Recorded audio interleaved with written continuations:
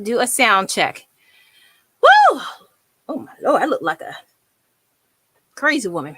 What's going on, everybody? What's going on? We are live right now with Homeschool Knockouts. I am your host, Nikki, and we are talking about a very interesting, a very real, swept under the rug topic. That is homeschooling imbalances. And we're going to break this down. We're going to take it apart, and then we're going to talk about solutions and what we can do to get everything back even. I'm looking crazy here, like whatever. All right, so come on in. Come on in. Do y'all like my new backdrop? I've had this stuff for years, y'all. My old heads, y'all know. I've been saying, yeah, I got my microphone. I got all these green screens, wallpapers, everything. I just never pulled them out. But I'm trying to do better, y'all.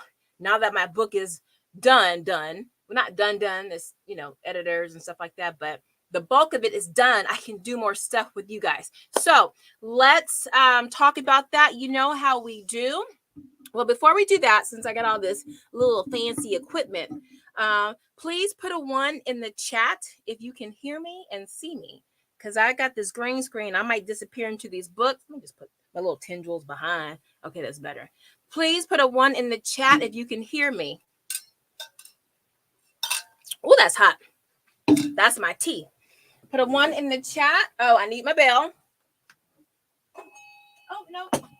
Dropping everything. All right, got my bell. And we are ready to rock and roll. Okay, get these lights situated. Okay, y'all be patient. This is my first time with this little new studio setup. Trying to be professional and legit for y'all. Okay, good. You guys can hear me. I don't even know if this mic is like really working. I have it plugged into one of the things. I don't know if it works, but it is what it is. All right. So, Nikki, what? Oh, I'm sorry, y'all. I'm getting ahead of myself. It's all this stuff behind me.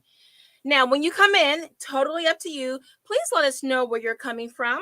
And the reason why I ask that is because I always want you to be able to find someone in your tribe, someone that is close to you, where you can ask them questions that relate to your area of the world or your region or your state. If there's a homeschool bill that's being passed, or if there's some event coming in, you can contact them and say, hey, what's up with this? Are you going? Or whatever. So that's the main reason why I ask when you come in, just shout out, what state or city, universe, galaxy, where you come from. Okay. Just so we can start building up that tribe, that community. Steph from Dallas, Texas, my neck of the woods. I am a Texas girl from H-Town.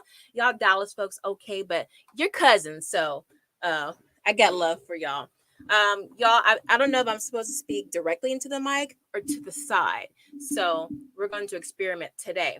Antonio, we got a brother in here. Bronx. We got the Boogie Down Bronx in the house. New York. Ooh, y'all. New York, y'all, one of the strictest states with homeschooling. I would love to have you come on live and talk about your homeschooling experiences in New York. You know what? Antonio, you just gave me a great idea. I want to do a video, but I need y'all's input. We got Katesh from Ohio.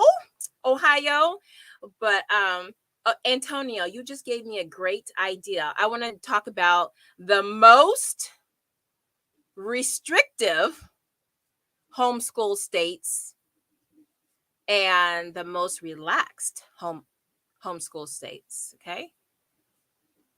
And then I want to compare. I want to see, what does relaxed mean? What does it really mean? And then what does restrictive really mean? Like, I want boots on the ground testimonials from people. So, see, new video. Okay, so thank you for that idea. So, what are we talking about? Well, I'm getting ahead of myself again, y'all. I like to say, when you come on in, or throughout the video, please let us know your wins. And we want small wins. If you want to throw out a big win, oh, that's beautiful. But we're talking about small wins. Y'all know, and I'm saying this for the new people that are coming in, like Antonio, unless you're just you've been lurking and now you're just popping into the chat. But for all of you who don't know, I always, hold on, y'all. Here we go. I always refer to Atomic Habits by James Clear. Okay. And the whole premise behind that is if you do 1% a day in a year, you can accomplish anything, right? And it doesn't seem like a lot to you, but it's almost like compound interest. So over time, it builds up. So when I ask you what your small wins are, you might realize, hey, at the beginning of the school year, I was, waking up at 11 o'clock every morning. And, and I set a goal to get up at 10:45. and then decrease it by 15-minute increments. So by the time December rolls around, I'm getting up at 10 o'clock or I'm getting up at 9:30. But you didn't jump from waking up at 11 to like 9:30. You just a little at a time, just enough, 10 minutes, even 5 minutes to where you didn't really notice the change, right? And so it happened. And so when you talk about these small wins, other homeschoolers can see what that looks like and realize, you know what, I actually have been winning and didn't realize that. So that's why I bring up small wins. We have Anya, my Cali girl, because I am a Californian girl, but Texas at heart, from San Diego. Hey, girl, so glad I was able to join a live again. Congrats on the book. Thank you so much. Thank you so much, Anya. That's one of our veterans here. And Anya, if you guys ever want to come on live, please let me know. I will send you a link. As a matter of fact, I can put the link in here. You know what? Let me make a note. Add share link. And sorry, guys, we're just doing some housekeeping. Add share link in description box for all lives. That way, if you guys want to just come on in, you don't have to share your screen, just audio, and you can just talk about anything. Hold on, guys. I have to adjust the fan because it's hot in here with all these lights. All right, so Steph says, uh-oh, I feel we have a win in our midst. I have two. What? Okay, hold on. I got a big enough bell for two, Steph. I've been waking up at 6 a.m. to have alone time, and my third grader is now doing independent work. Oh, girl, you got three. And teaching textbooks on his own and doing great. Okay, so we're going to break that down. That's really three wins. Number one, you've been waking up at 6 o'clock. A lot of people are not morning people, so just waking up at 6 o'clock before the rest of the world is awake, or at least the rest of the world on our side of the world, is huge. That's a psychological push in your favor, just waking up early, right? And then you said, I want alone time, okay? And that goes to one of my future videos that we're going to talk about, and that's self-care as a homeschooler, how to avoid burnout. And part of that is unapologetically grabbing that me time. So number one, first win, girl, because I go micro. You woke up at 6 a.m. because you could have woken up at 9 a.m. Second, you said this time that I'm waking up at 6 a.m., I could be going to Dunkin' Donuts to get donuts. I could just be puttering around the house. But instead, I have this alone time, and this time is for me.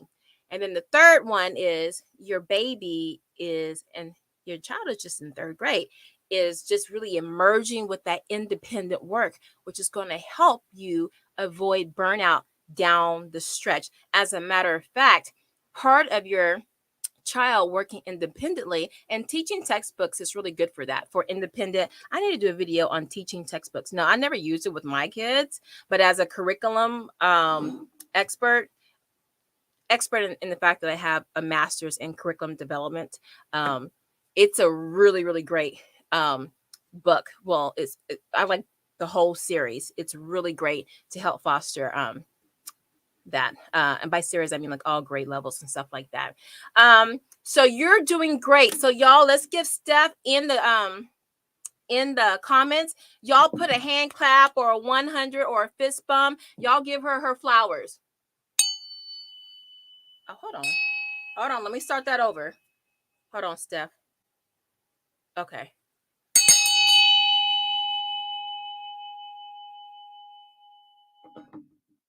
Huge win. All right, we got Coffee and Cream. Hello, Coffee and Cream. Good morning good evening to everybody. Steph says, yes, that's my huge win. Never been a morning person. The struggle is real. Oh, that's wonderful. So you are not a morning person, trying to be a morning person. I love that. Y'all, if this is like bothering y'all, let me know. I got to practice adjusting this.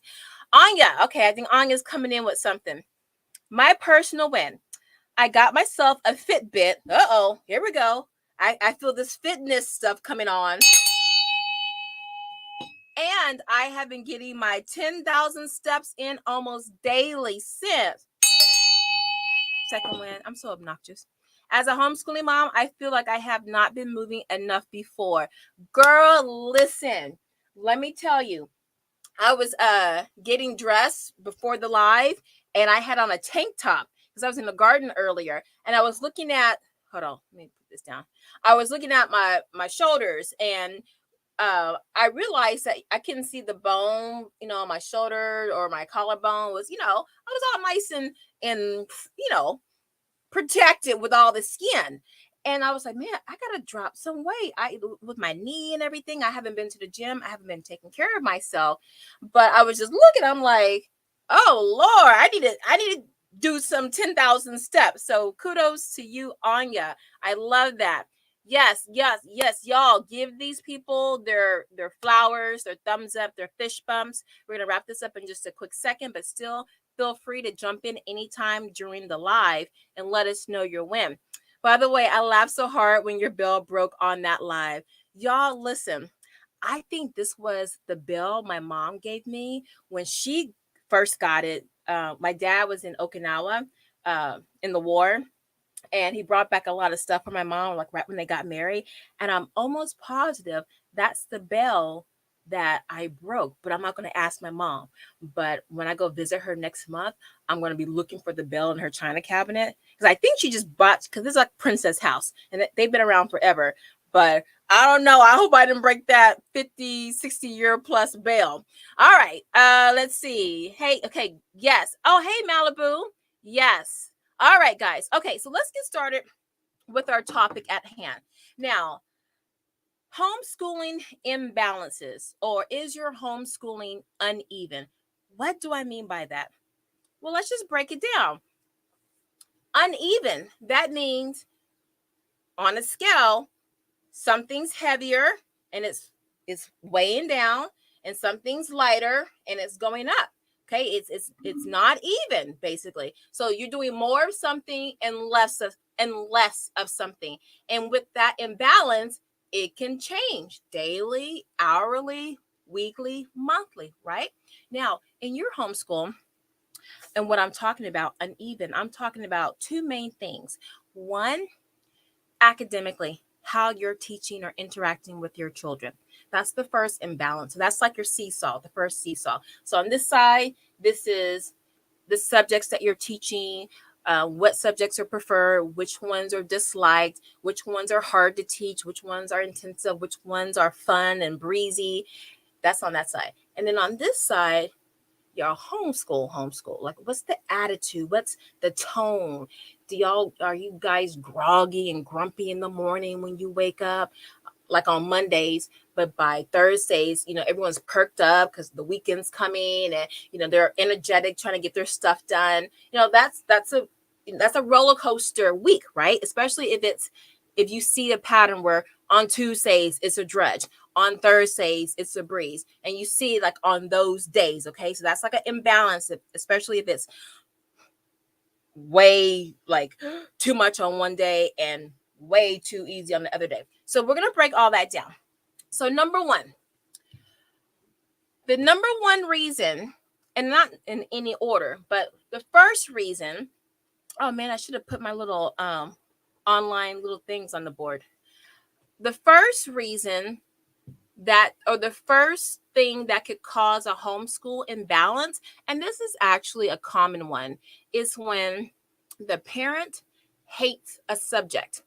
So in my case, I kind of did a reverse imbalance. I was always good in language arts. I got a near perfect score on my SATs. I took my SATs in 7th grade, scored so high. Duke University invited me to their school. I was in all these gifted programs. Math, I could multiply myself out of a trash bag. I was horrible in math. Now, when I had kids, I said, oh no, I'm not going to pass this generational curse of math on my kids. So I went hard on math. My kids were doing math competitions in the second grade starting. I mean, I was giving them Mensa stuff when they were in preschool activities. Writing, all of my kids hated writing until later on in school, because I was like, I can always teach that later. I know it inside and out.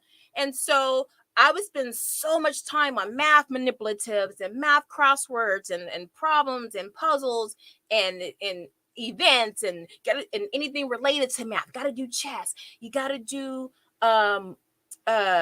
Mancala, any kind of toy that had to do with math or logic. I'm like, that's it. Meanwhile, for writing, my kids were like, y'all know my stories, though, didn't have, stamina to write for long periods of time because they weren't writing that much. And, always reading, but never really writing. So one reason why my kids, got a late start really with writing and didn't blossom until later was that I was pushing a subject, not that I didn't like, because I still really didn't like math, but I was afraid that my challenges would be their challenges. So I went too hard. So I had an imbalance. So that first imbalance can be a subject that you love so much that you focus on that so much to the detriment of other subjects.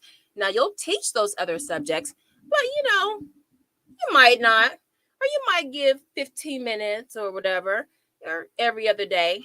But your favorite subjects, you going 1 hour, 2 hours, twice a day. You are putting a lot of effort into it, or you don't like the subject. Like maybe a lot of parents don't like math because they struggle with it. And so you kind of skimp on that. Or you don't always check your kids' work to make sure, to see the mistakes and things like that. You just kind of like close your eyes, like, let me see your work. And you're like not really checking to see if it's wrong, or if it's wrong, like, why is it wrong? Is it something foundational, or is it just like a careless mistake? You just kind of looking at it and it's like, put it to the side, right? So you just can't stand the subject and you want nothing to do with it because you think you might be a failure in the eyes of your children, or your children will struggle and you'll feel like you're the cause of their struggle. So that's the number one. That's the first reason why there can be an imbalance in your homeschool. Now, if anybody want to jump in, and hey, Naturally T, it's good to see you, love. Does anybody want to jump in and share any testimonials? Is there a subject that you really hate to teach or you really love to teach, and that because of that, other things don't get as much love or attention, right? Okay, so another example of a homeschool imbalance is you don't have a lot of expertise. Like for science, I didn't have a lot of expertise in science. I was calling it a beaker, a fluted. Look, I'm messing up right now. One of the little cylinders. It was a cylinder. I was calling it a beaker. I had the wrong vocabulary, but my curiosity was strong. But I didn't know, and experiments took a long time, and I was like, I might be teaching the wrong way, and then their foundation will be wrong. So I was a little nervous that, like for science, I felt you had to have some kind of expertise because it is an exact science in most cases. Or, you can burn yourself if you don't know what you're doing. You're ordering all these chemicals depending on what kind of homeschooling curriculum that you're using. And let me tell you, y'all, we didn't order some. We did males chemistry. We did we did. So y'all know my science struggles. We did Ella McHenry, her chemistry. What else? There's another one. It's like it's so many. It's the lady. She's got a really big page of, I forget her name, but she's long. She has really, really long hair. She's an actual scientist. And when she gives a video, she's like in her house. Forget her name. We did her stuff. Just but some of these experiments calls for like certain kinds of hazardous materials, and you have to really be careful and know what you're doing. Bunsen burners, all kinds of things. So I didn't have a lot of expertise, and so I really didn't feel equipped to teach it properly. So we didn't do as much. Okay. Now I'm going to get to solutions, because my solution was to outsource. So toward the end of this live, we're going to talk about solutions for how you can make that imbalance balance.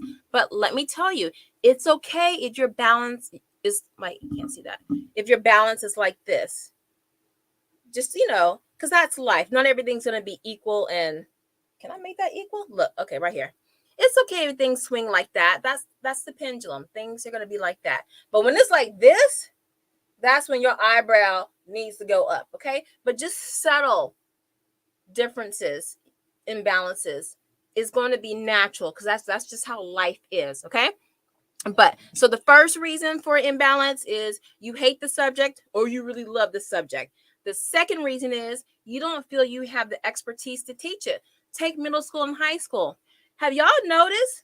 Because I have in my neck of the woods, you got a gang of kids in elementary school. Like when we go to homeschool days at the aquarium or the science center or the museums or the University of Southern California. It's a huge school, and they I don't even think they have it anymore after the COVID, but they had science days once a month, and you can like take so many classes, and they would break it up by age groups. So, each age group would be in different groups. And you would see like the elementary groups, they're like broken up from like 8 to 9, 10 to 12, whatever. Be like 50 kids in each group, 20 to 50 kids. Then you get to the middle school section. There'd be like 10 kids, maybe 9 kids. And then and then it'll be like a whole bunch of groups. Then you get to the high school. It'll be the one group with like 4 people in it for high school. 200 over here for elementary. 4 over here for high school. And maybe 20 here for middle school. So as you progress in your homeschooling journey, once you hit middle school and definitely high school, you're going to see a drop off of homeschoolers, right? So a number of parents won't have that support, right?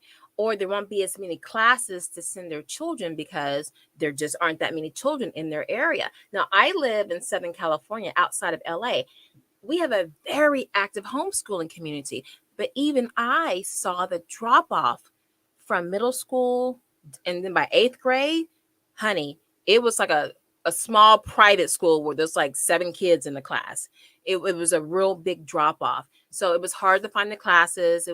We had to go online for a lot of help because a lot of things, they're just not there in person. So that contributes to for certain subjects that parents want to outsource, like math, especially in middle school and high school. You might not want to teach algebra or geometry, or you might not want to teach the 5-paragraph comparison contrasting essay, or how to teach, how to write an academic paper, a research paper or something like that. You might not want to teach those subjects, or you don't want to have to worry about, like in high school, all the criteria you need to adhere to make sure your child can graduate in your state. So you start to think, okay, the bubble's getting smaller. I don't know if I can do this, okay? Because I can't send my kid off in those areas where I have no expertise. So that's the third thing. You feel you really have no expertise. Actually, that's kind of really your fourth, which goes to my next point of you have no support system. You have to do everything. And if you have a lot of kids, that means you're having to learn a lot and prepare a lot. And so when you're overburdened with multiple kids, multiple grade levels, things are going to get skimpy. Let's keep it real. Things are going to get skimpy. So you might be like, you know what? Okay, I'm pregnant, or I just had a baby. I have little kids. I got middle schoolers, high schoolers. I have the whole mix. Let me just focus on the most crucial subjects: reading, writing, arithmetic, right? Let me just focus on those, and then we'll get to history, we'll get to geology, vocabulary, spelling, logic, art, science. We'll get to that later, because you got to figure out how to survive. So you're really in survival mode, right? And when you're in survival mode, you're just doing the essentials, right? And so you're going to have that imbalance of the core subjects up here. No, it'll be heavy because you focus on that. And then all the other subjects that, as a homeschooler, you get to try and do and teach, because those subjects aren't always available in school. So those subjects get short shrift because you ain't got time, right? You need to focus on that. So that's the fourth reason why you'll have a homeschool imbalance. Okay.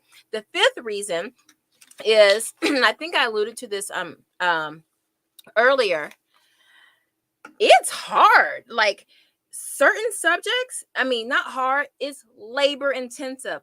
Let me tell you, when I did, and I won't say their name because they might sponsor me one day. But this one writing program, you have to watch this long video. You have to do so much preparation. Even with with one math curriculum that y'all know I love, if you do the online version, because you're like, oh man, I don't have to teach math. My child can just do it online. And the classes are pre-recorded, so they, at least back then, they weren't live classes. But my goodness, you had to do so much prep before your child sat down to watch the videos. You were like, I might as well just read it myself and just teach it. It's too much. Certain publishers and certain curriculum companies are known for very intensive work. Okay.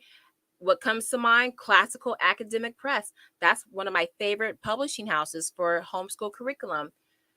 And Classical Academic Press, they use a classical education approach to homeschooling.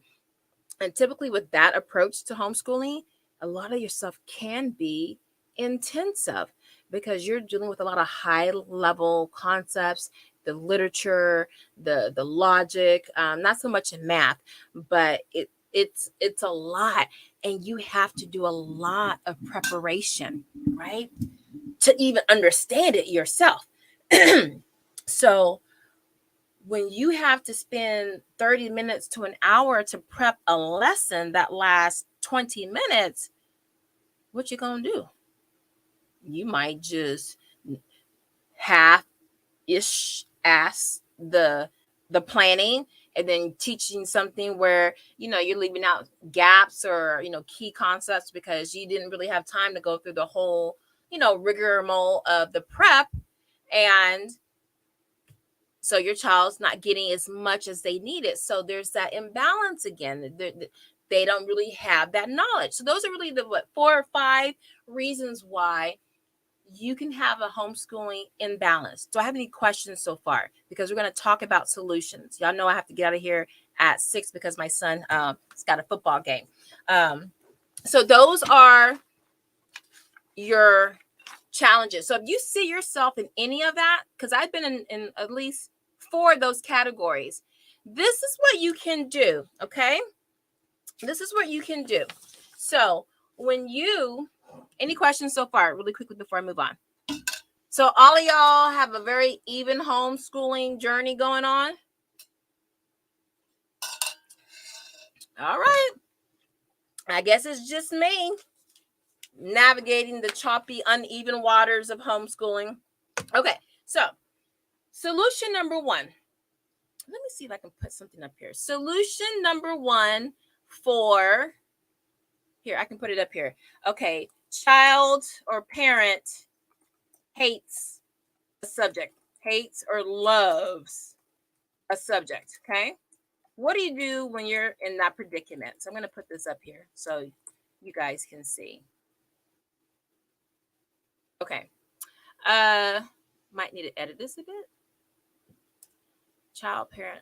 Okay, here we go. Scroll. Okay, so when the child or the parent, oh Lord, look how I typed that, y'all. Let me fix it. Let me fix it. Let me fix it. Okay, so what do you do, child or parent? All right. I'm doing this on the fly, y'all. Okay. So when a child or parent hates or loves a subject, what do you do? Okay. So say you're let's start with your kids because because that's usually where the crux of the matter is. Your child hates reading, hates writing, right? Maybe they're wired where they're really into math and logic or science, that they're that brain of a child. And anything having to do with words without any numbers involved makes them run for the hills, okay? You're going to want to bring in some interest-based learning. Now, there's a curriculum for every child, just like there's a partner for every person out there. You just got to take time to find the right person, the right mix. Now, you have curriculum that if your child is really logically inclined, you have curriculum. Oh, you know what? That's another video. Okay. Because when you're looking to buy curriculum, you need to know what that curriculum is all about. You need to vet that curriculum. We got to do a video on this. And actually, I need to bring the curriculum with me. Okay. Is your curriculum, hold on, y'all. Is your curriculum, I don't want to say left brain or right brain, but that'll get me going. Right brain. Okay. What do I mean by that? So I like literature-based curriculum. So that means leaving for math. That means in the textbooks or the learning materials, they're going to be they're going to be stories or cartoons, or it's going to be very visual, right? And it gives a whole picture approach to learning. Now, you have curriculum that is pragmatic. It's procedural. These are real terms. That means you open it up, it gets straight to the point. There's no fluff. It is like opening up an IKEA manual and reading, all the parts and then where all the parts go and how you put it together and the end, right? 5 hours later. So you have that kind of curriculum where, and traditionally that kind of curriculum is low intensive, no prep, low prep kind of curriculum. It's almost like an open and go, kind of like teaching textbooks where you can open it, your child can open it, understand the very simple instructions, and go do the work, right? Then you have curriculum that is very, it's so, it could be, very interpretive, and in that case I'm thinking of like Charlotte Mason, which is more like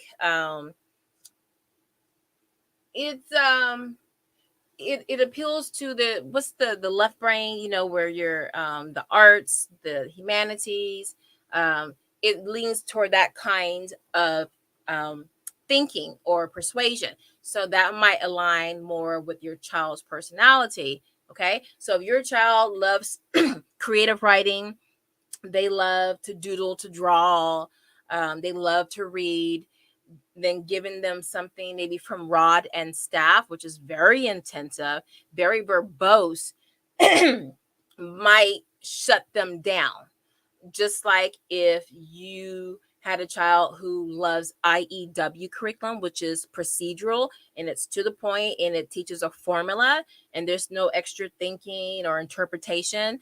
If a child that likes that kind of approach to writing would probably not really be into Julie Bogart's Brave Writer, which is like discovery based, and it's very creative, and there's no right or wrong way of doing things. It's, you feel your way through it.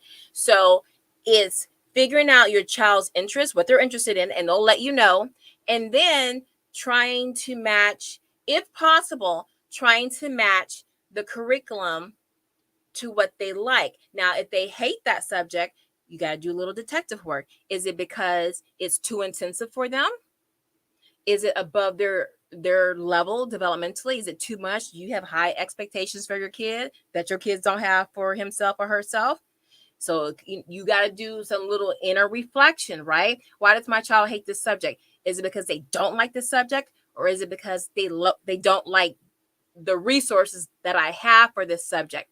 Okay, that could be a cause for that imbalance. So if you can figure out that little tweak, okay, well, I love history. Is watching 5 documentaries a week a little bit too much? Yeah, probably so. So let's mix in some other subjects that could take the place of at least 3 of the documentaries that week. So write down. This is why, let me tell you, let me go on a quick little rant. Just a quick little rant. Now, I am an eclectic homeschooler, meaning I'm a jack of all trades, or I will take whatever is best and use that and keep it moving. I am not tied or pledged to any one homeschooling approach or curriculum. Y'all know how I am. Now, you have other people who are very dogmatic about certain approaches to homeschooling.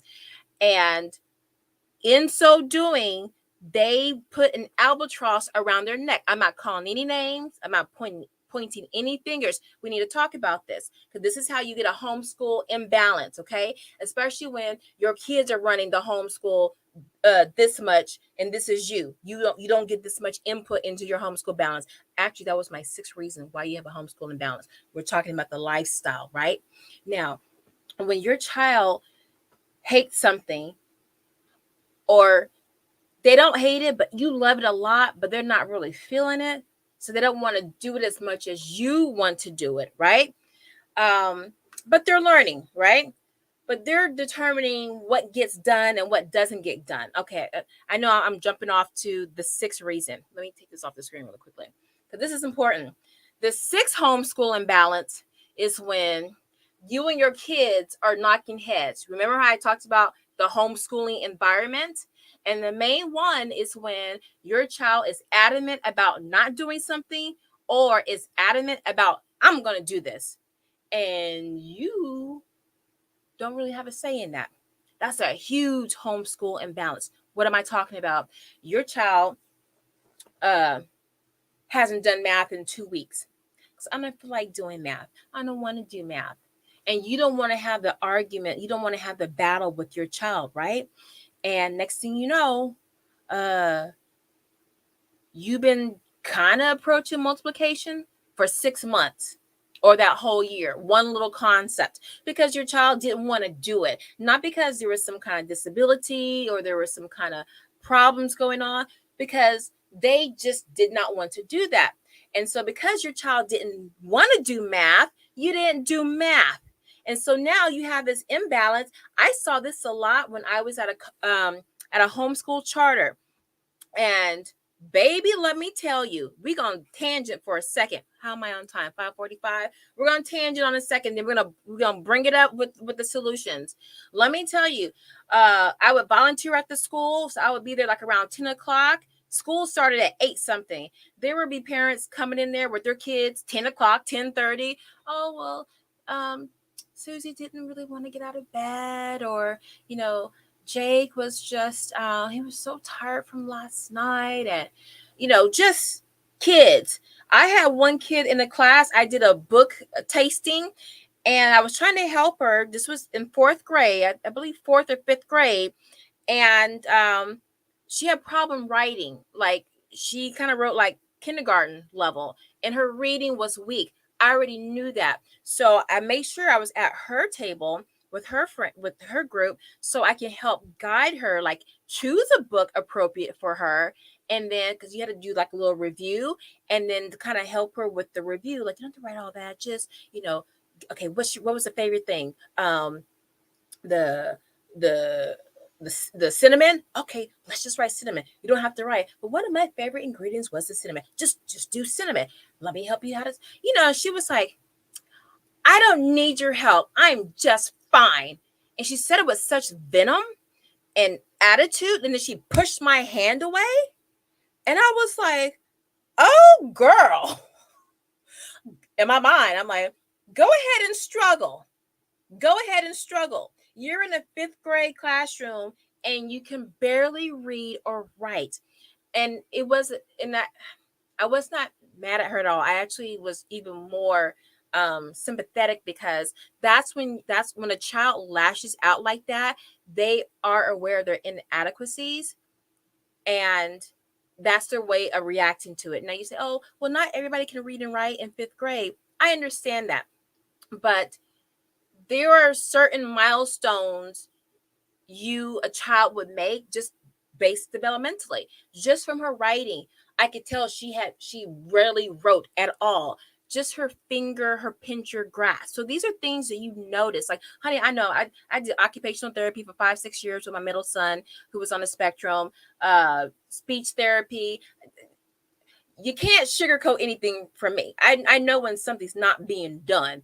So I can see just how, she was writing. I was like, your mom's not sitting, or anyone is sitting down with you to just practice your letters, your alphabet. I mean, writing, and it's all, shaky, right? So that's an imbalance, because if she's doing that to me with that kind of venom in a classroom, not feeling afraid, I know what she's doing at home. And she's probably doing that to a parent who is saying, you know what, I don't want to deal with it. Just let's do something else. Okay. That is a big reason why you can have a homeschool imbalance in your house. Or on the opposite side, your child loves, let's do a good imbalance. Your child loves to read, and your child is really into historical fiction. That's all your child wants to read. Oh, thank you for that like, whoever put that like on. If you guys can do me a favor and put a like on the show, let me know. I'm trying to, I was shadow banned about 2.5, maybe 3 years ago. I gotta do story time, because I know exactly how or why I was banned. And YouTube does not push my videos out, so I'm really trying to. I think I might be slowly coming out of my little shadow ban, but I really need your help. We have about 15 people in the live. If you guys could put a like on the video, that's all I ask. I would so appreciate that. I'm sorry, I got comments. Let me see. Let me do the comments, and then I'll start to wrap this up. Let's see. I sure don't. Okay, so Malibu says she. Oh, honey, that was like 15 minutes ago. I missed all these comments. So, science and math. Steph says maybe your imbalance is science and math. Let me catch up to these comments. Malibu says, I love math. My son does not, and I changed textbooks twice last year. I have already adjusted once this semester. He seems to like this new book, Crossing Fingers. What's the book, Malibu? Share that with us. But see, that's another instance where you love something and they really don't. But here's the thing. You were still teaching math, right? And here's how you can tell if your child is running things or if you're running things. If you say, okay, we can do writing 3 days a week. We can do math 5 days a week. We can do reading 4 days a week, right? Now, if you can keep that schedule with any curriculum that you have, barring curriculum that has like a prescribed, schedule, but if you can kind of keep that rhythm going, you're really running the show. If, say, like for writing and the rhetoric, one of my favorite writing curriculum, it has 2 writing schedules, one a 4-day week and then a 5-day week. Or is it a 3-day week? No, it's a 4-day week and a 5-day week.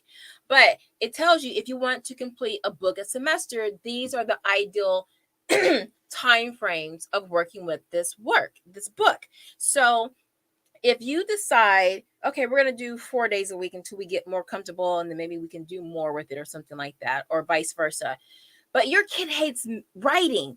And so you end up doing it 1 day a week, maybe 2 days a week, around the holidays when you can bribe them.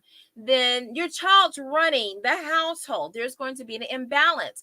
If there's no underlying reason, like, there are some issues, some medical issues, some disability issues, barring all that, then that's an imbalance, because number one, that book will take you a year to get through versus a semester. And then now you're like, okay, we're just sludging through it. And half the time you're going to forget what you learned because you only did it 2 days a week. And now you're probably backtracking and going over what you did the last time. And so it might take you 2 years to get through a 1 semester book. That doesn't make sense, right? So your child's running the household, the homeschool. So that's an imbalance. Or you were so dogmatic. This is like sports parents and acting parents, the overbearing, like the stage mom. You're like, you're going to be doing this 6 days a week, 12 days a week, whatever it is. And so your child doesn't have a say to do other things. Like maybe they really want to do art or a foreign language or something. No, we got to do math 5 days a week for 2 hours. We got to do chess. We got you give them way too much in one subject, and so they don't have time to try anything else. So you can be the imbalance there. Okay, so when we're talking about the lifestyle, it's your kid running things, or it's you trying to relive your mistakes from the past, or you got your ego involved and you're like, well, I know so-and-so's kid is doing this and they got into this camp and this kid is going into this program. And so now you're competing with people who don't care nothing about you with your kid. Okay, so we're not going to do that. So I need to start wrapping it up. Let's get to the solutions after I finish these comments. Oh, no, there is no skipping math, no skipping any subjects. I will take input and adjust if needed, but there is no skipping. Exactly, Malibu. And that's how you get a homeschool imbalance. When the battle between you and your child is such that you give up and you're like, you know what? Okay, we ain't going to do it today. Or we're not going to do it this week. Because your child's running it. Your child doesn't want to do it. And your child knows if I throw a hissy fit, then mom's just going to just give in or dad's going to give in, right? Or you. We're going to have a video where we tell the truth. You got some parents that should not be homeschooling. And I'm serious. I got a whole bunch of evidence. I got a whole bunch of people I know who are in positions where they deal with a lot of homeschoolers. And you got parents that should not be at home all day teaching their kids at all. And so that's a video and stories for another day. But if you feel you're in that category where you got to have a puff, a drink, and a PILL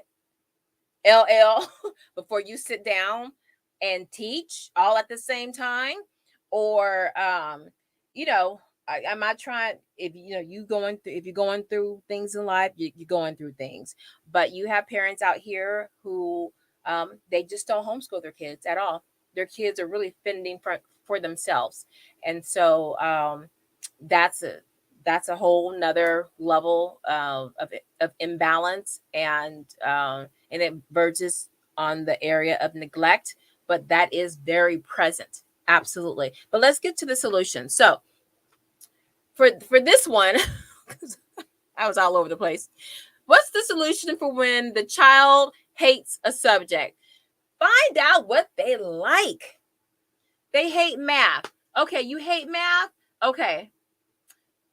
What is it about math that you hate? Well, it's just too hard. Find out what it is. It could be the book they don't like, or it could be just maybe a couple of topics in the math they don't like. Maybe they don't like long division, or maybe they don't like fractions, but they like geometry, they like the perimeter, they like rates, they like whatever.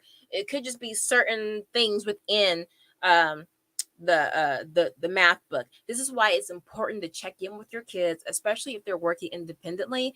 Check in with them and see, did this work? Because what, it was a struggle for me, trying to teach this. How do you feel? What did you think? Yeah, Mom, I didn't really get this. Okay, well, you know what? Let's reset tomorrow. Tonight, I'm going to find some other resources, and then we'll come back to this tomorrow with fresh eyes and see what we can do about it. Okay? You with me? All right. So, and then they say no, then you be like, okay, well, you're going to get this tomorrow. You want to be like this tomorrow, or you want to do something better? It's your choice. Come on, I'll bring some hot cocoa or some crackers or something, and we'll start over together. But find what they like.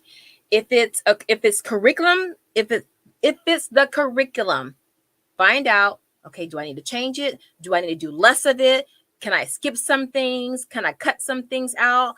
figure that out. If it's something where they genuinely don't like it, here's some hard truth. Reading, writing, math, you're going to have to learn it so you don't get taken advantage of when you're an adult, okay? If you can't figure out the tax on a mortgage or on a car you're trying to buy, if they say, oh, how much can you pay a month versus how much is the total cost of the car, that's consumer math, your kid's going to be taken advantage of. If they don't read well, they're really going to be taken advantage of, trying to sign something or trying, next thing you know, they didn't sign away all the rights to the estate or something. You have to. And then writing, the writing helps you to organize your thoughts so you can communicate that, so you can express that. So it's not just, well, they're not going to write anything when they're grown. Well, the writing helps to train their mind to be able to take that information in that's swirling around in their head, synthesize it, and then spit it out in a timely fashion so they can be heard and understood. So all of that is important. So it's your responsibility to figure out, is it the curriculum that's the issue? Is it my kid just doesn't like it? Now, your kid, if your kid just doesn't like, oh, I'm not a math person, I'm not an artsy person or whatever, find other ways within that subject and approach that, because it could be the way you're approaching it is they don't want to do it.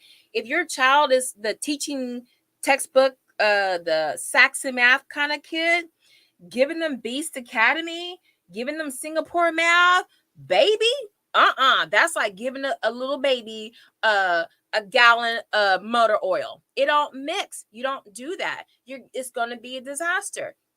So you want to figure out, where is the hatred coming from, right? Now, what you can do, my go-to, how do you find out what they like? Okay, well, for math or for any subject, now I know you want to keep screen time to a minimum, and you can, but you can use a lot of interactive activities to kind of get that detective work in, to see what they're liking, what they don't like, what they're getting excited about, and then you follow up on that. So if you see that they like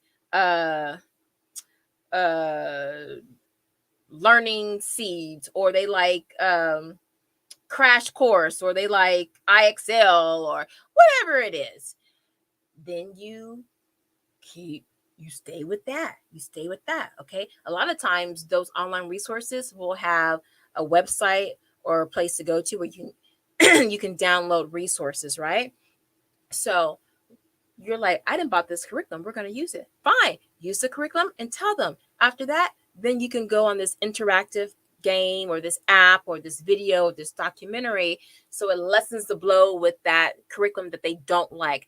Or if they have this mindset, they don't like this topic, that fun approach will help to chip away at that aversion that they have. So you got to do detective work, find out what they don't like, find out what is fun in that subject. Now, I showed y'all on a previous live, I showed you my playlist. I have a whole bunch of playlists because I covered the basis with everything that they can possibly say. I found something fun and appealing. Usually was an animation or a cartoon, or it was like a regular person that had like a funny, attitude, very laid back, very casual.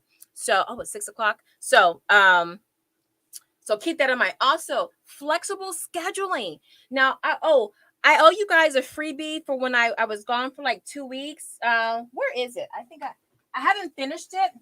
Oh, actually, I think I made a copy of it for you guys. Oh, no, I didn't. I printed it out, but it's not the final version. I won't be able to get in there. It's too busy.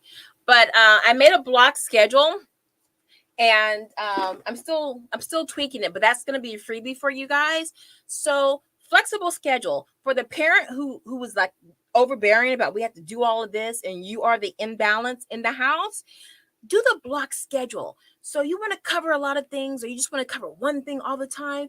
The block schedule can help you finesse all these subjects so you're not going crazy, and your kids can be exposed to other subjects other than the ones that you want to teach. Okay, it holds you accountable. Okay, so or loop scheduling. So with loops, you can go as you can learn as much as you want. Okay, it's not going to be as often, but you're going to hit it over and over again, but not as often. But you're going to be introduced to it, and it's going to be given to you, pretty kind of regularly, but at least you have some exposure to it and you can work with that. So loop schedules, block schedules, be flexible with your scheduling. That way, if you find that you're heavy in one subject because you love it, or if you're light in this subject because nobody likes it, you can bring in other things that might be likable. And then you just have a little bit of time to kind of, like broccoli, like vegetables. Your kids don't like vegetables. They say give the child a vegetable, present it to your child 76 times. They tell you that 76 times. The 77th time your child will eat it. Keep, they don't like math. Show them this video. Maybe something on Khan. Maybe something on Crash Course. Maybe something on YouTube. Whatever it is. Just keep putting in front of them until you find something that clicks. Let's catch up on some of these comments. Let's see. Okay, so we have Kalatu Kamara. Oh, girl, hey, it's been a while. I hope you're doing well. Do you provide consultations? Actually, I do. I took it down off my website, but I will have my website up. I'm trying to reset everything this weekend, but then I just found out I have to go like all the way to the bottom of Orange County for a karate tournament this weekend. It's always something. You see, that's how you get imbalances, because it's always something with your kids. And my son just told me about it 2 days ago. So, but yes, I will have my website up. And you can book consultations. I'll actually let you know, and I'll make a notice on the community page that I'll be opening up consultations. So thank you for asking about that, Kalatu. Anya says, did you include how you helped your middle son academically in one of your books?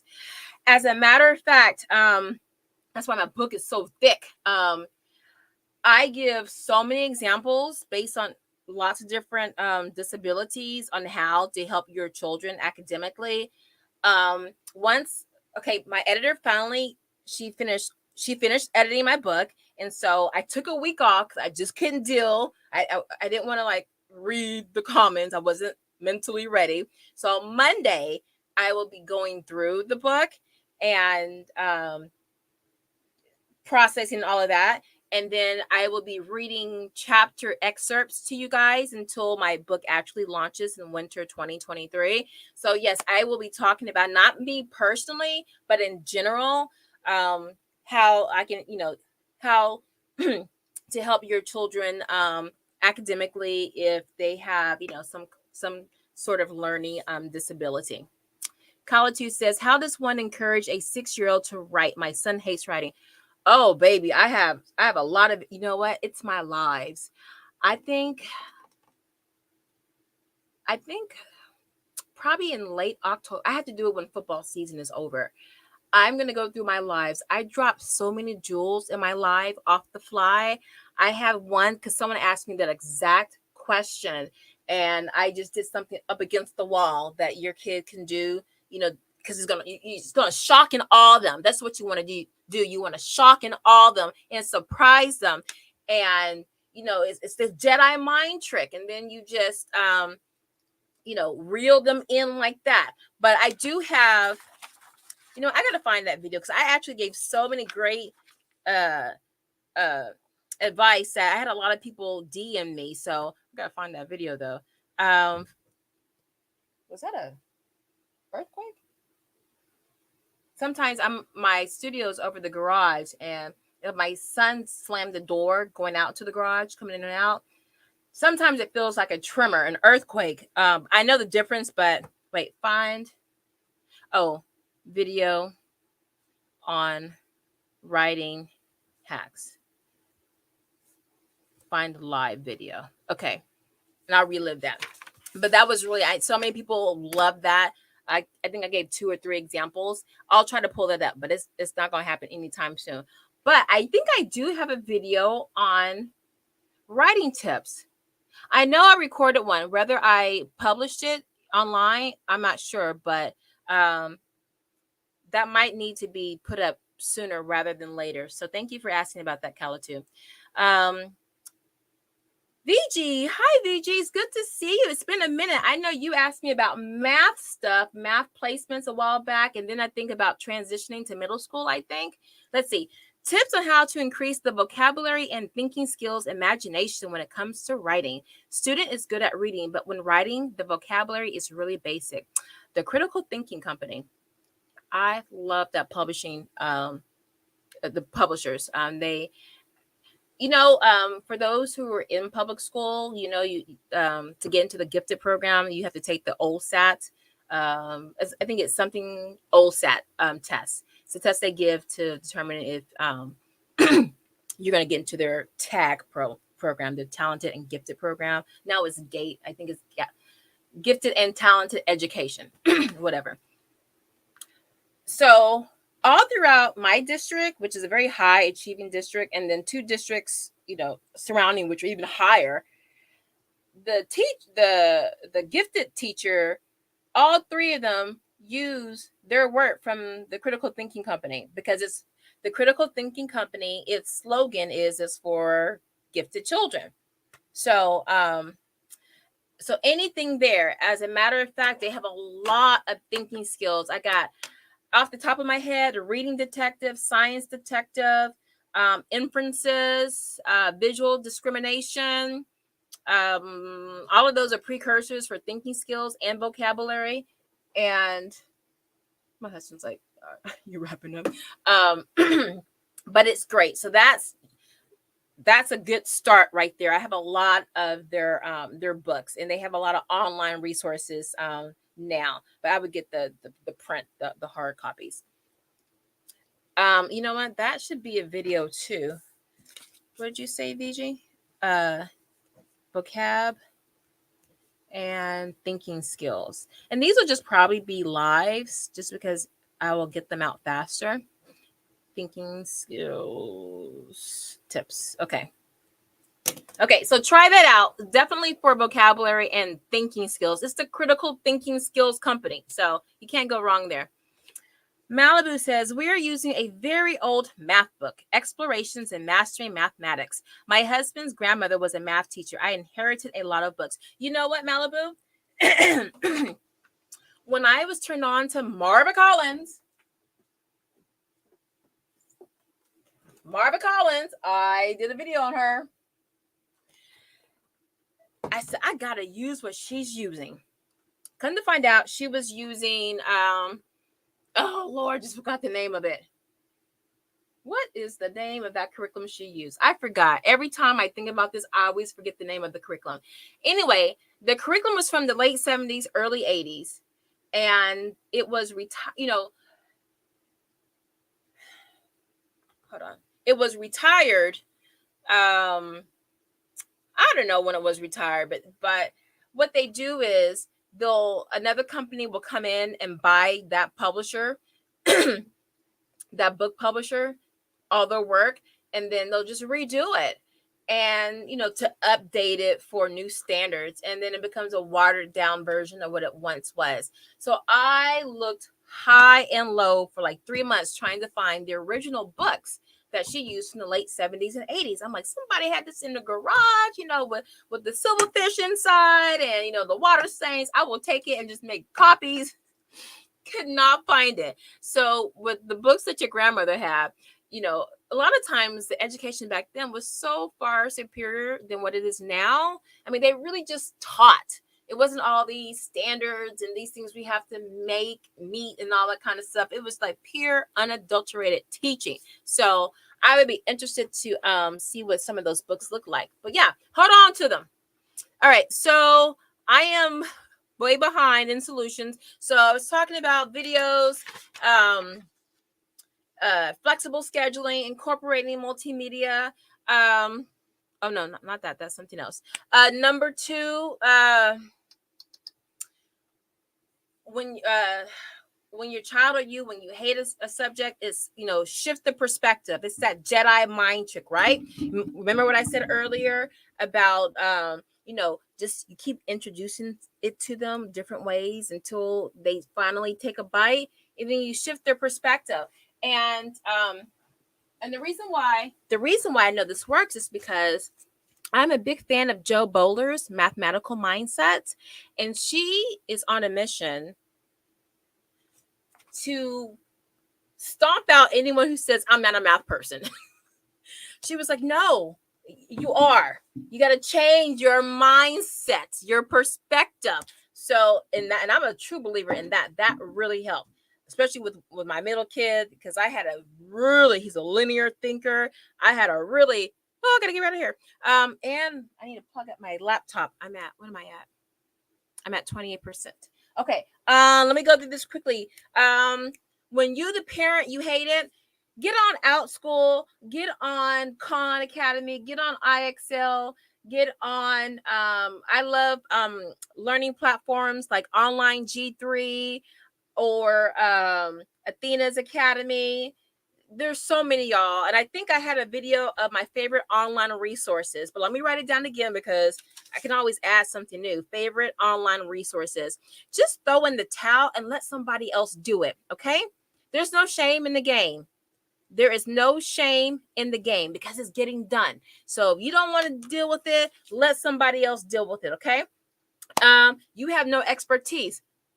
See my previous feedback.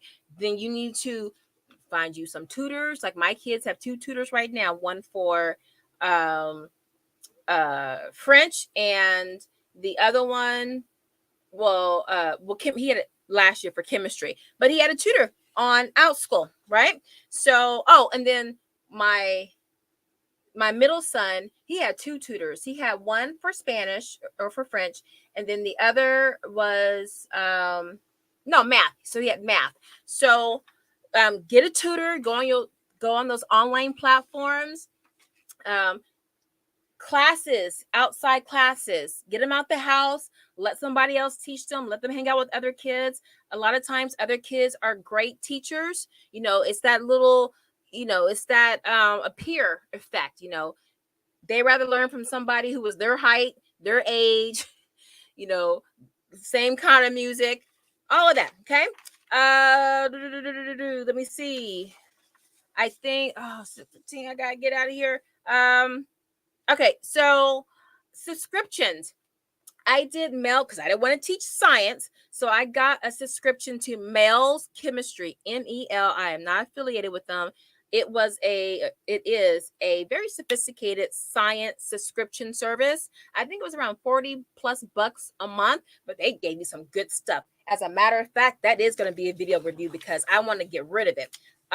Mel's Chemistry, and I'll show you what it looks like. But they give you some good stuff, man. And so every month they would have like 3 experiments to do, and they gave you really good stuff. So I outsourced that. So that was a subscription. So look for subscription boxes. I know we did radishes, which taught cooking. Oh, I love that program.